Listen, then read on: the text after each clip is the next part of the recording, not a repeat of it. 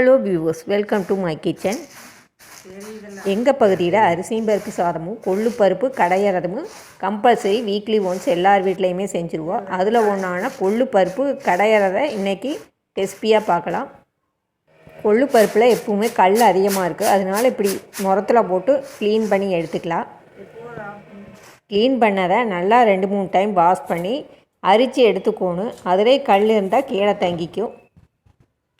Wash பண்ண கொள்ளு பருப்பை குக்கரில் வச்சு 7-8 விசில் விட்டுக்கலாம். இப்போ கொள்ளு பருப்பு வேக வச்சு எடுத்தாச்சு. அதை ஒரு மிக்ஸி ஜாரில் சேர்த்திக்கலாம். ஆட்டாங்கல்ல கூட ஆட்டினீங்கன்னா டேஸ்ட் ரொம்பவே நல்லாயிருக்கு. இல்லைன்னா மத்து வச்சு நல்லா கடைஞ்சிக்கலாம். இப்போ அது கூட ஆட் பண்ண வேண்டிய பொருளை பார்க்கலாம். வெங்காயம் ஒரு 10-12 வெங்காயமாட்டம் சின்ன வெங்காயம் எடுத்துக்குங்க. ஒரு 5 பல் பூண்டு எடுத்துக்குங்க. 2 வரமிளகா, கருவேப்பிலை கொஞ்சம், சீரகம் 1 ஸ்பூன் அளவுக்கு, ஒரு சின்ன நெல்லிக்காய் சைஸ் அளவுக்கு புளி எடுத்துக்குங்க. உப்பு வேகும் போதே போட்டாச்சு, அதனால் உப்பு இப்போ சேர்க்கலை. இதையே ஒரு கொரகொரப்பான பதத்துக்கு அரைச்சா போதும். வெங்காயம் பூண்டு அரைபடாதுன்னு தெரிஞ்சால் முதல்ல இடிகளில் வச்சு இடித்து சேர்த்துக்குங்க. இப்போ கொள்ளு பருப்பு ரெடி ஆயிடுச்சு. அதை சாதத்துக்கு கூட பிசைஞ்சு சாப்பிட்லாம்.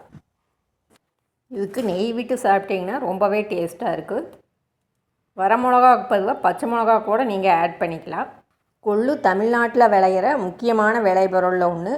கொளுத்தவனுக்கு கொள்ளுங்கிற பழமொழி இருக்குது. அதனால் வெயிட்டை ரெடியூஸ் பண்ணணுன்னு விரும்புகிறவங்க இதை சாப்பிட்லாம்.